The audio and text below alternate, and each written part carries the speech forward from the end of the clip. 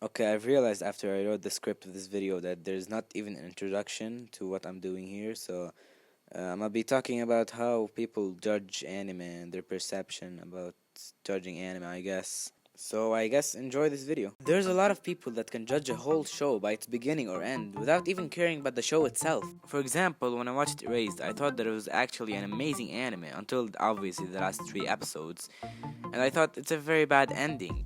But this in no way means that the whole show is trash. But I've seen a lot of people judge a whole show by just the ending, which I definitely don't agree with. Id Invaded had, in my opinion, one of the greatest first episodes in anime ever, and that's not an exaggeration. I loved that episode. It showed us the human psychology in a way that seems understandable. When a detective is inside the id of a killer, nothing makes sense and everything will look weird, but for the killer, everything in his id makes sense. And this is being showed to us by how the detective Sakaido is perceiving everything around him in the killer's id as a confusing clusterfuck. But when the killer is in his own id, he walks normally in this world. And it's trying to convey that everyone finds themselves and how they think to be normal, even if they were psychopathic killers. In their brain, everything seems normal, no matter the fucked up things they do. It's us, the other end of the spectrum, find their actions and their quotes to be weird and psychotic. But even after all that, even though the first episode was truly godly, I won't give the whole show the same judgment as what I think of the first episode. Because to be honest, the rest of the show isn't bad in any way, but it's far away from the brilliance that was put into the first episode. There's this manga called Uzumaki, not Naruto. It's a really amazing manga by the cat-loving man himself, Junji Ito. I won't be talking a lot about this manga because I know it's not that popular and people should definitely be reading it. But that ending though, that ending was amazing. I'm not gonna talk about it because I don't want to spoil it, but man, that ending is one of the best endings in manga or anime. It concluded everything in a perfect way, but I wouldn't say the whole manga is perfect just because of one part of it. My judgment of this manga isn't going to be influenced by one part of the manga, even though the rest of the manga is still great. Another example I will be giving you here is Attack on Titan. Now hold on to your angry comments, being either how dare you put this shit here, or how dare you put this masterpiece here, because at this point the amount of Attack on Titan haters and fans are equal. But I love Attack on Titan. I even made a video about it. I consider it a masterpiece, but far from a perfect show. Season 1 was the biggest meh I've ever seen in my life.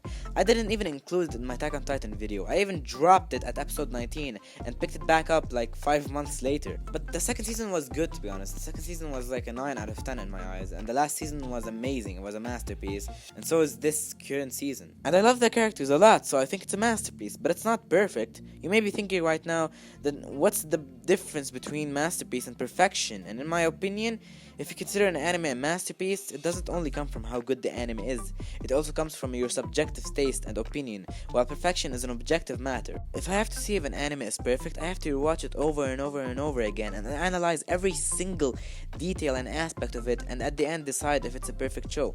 And knowing me, I would never do that kind of thing, because I'm a lazy ass. Obviously, except if it can help me in any way. That's not a bad idea, actually. One Punch Man is also not a perfect show, and I'm not talking about the story here. The story in both seasons is solid.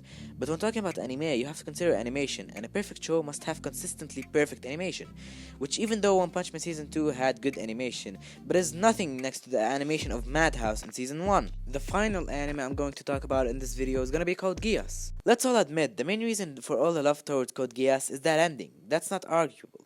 Without that ending, Code Geass wouldn't be nearly as loved as it is now. Which I definitely understand. The ending of Code Geass is one of the greatest anime endings of all time, and I'll get back to it later. But what about the rest of Code Geass? The ending of Season 1 was dumb, yeah, I agree with that. And a lot of the show is weird. The cat episode. Yep, you're not mishearing me. There is a cat episode in Code Geass. But even with that, the show is still amazing. When you learn about the Emperor Charles' philosophy and the political aspect of the show, it's very good. But I wouldn't say it's perfect. I wouldn't say it's even near perfect. I consider it a masterpiece in my eyes, but like, it's not perfect. It's not a perfect show. And most of the people that put Code Geass up on the pedestal love it for that amazing ending. And I'm gonna talk about it now, so if you haven't watched yet, please, for the love of God, skip to the time shown on the screen. This is for your sake, not mine. You do not want to be spoiled a Code Geass. Code Geass is the most spoilable anime.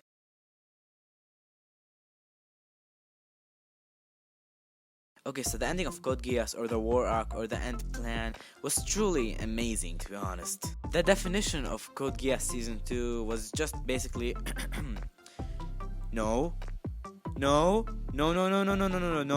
you Yes! Like the fact that at the beginning we considered Lelouch the good main character, then we started thinking this guy's a villain, this guy's an asshole. And at the end, our minds just blew up with confusion. The fact that Lelouch sacrificed himself and made himself the villain and the tyrant and united the whole world by being hated so much is insane. After I watched that ending and the death of Lelouch and the reveal of the plan, I was utterly shocked with no words physically being able to come out of my mouth. The ending was absolutely perfect, but that doesn't mean that the show was perfect. My judgment over the show as a whole wasn't affected by the ending. It's still one of my favorite anime, but I don't consider it perfection. I don't hold it high as an example for all other anime on how to be perfect. And that's what I think a lot of people do. Their decision is influenced by one part of the show and they forget everything about the rest of the show. Be it Erased or Code Geass or One Punch Man, they never consider the show as a whole. And I'm not saying that everyone does this except me because I'm the old wise guy that guides the traveler through his life and teaches him philosophy. I'm just saying I've seen a lot of people base their complete take on an anime on one part, and I just don't think that's the best way to fairly judge an anime.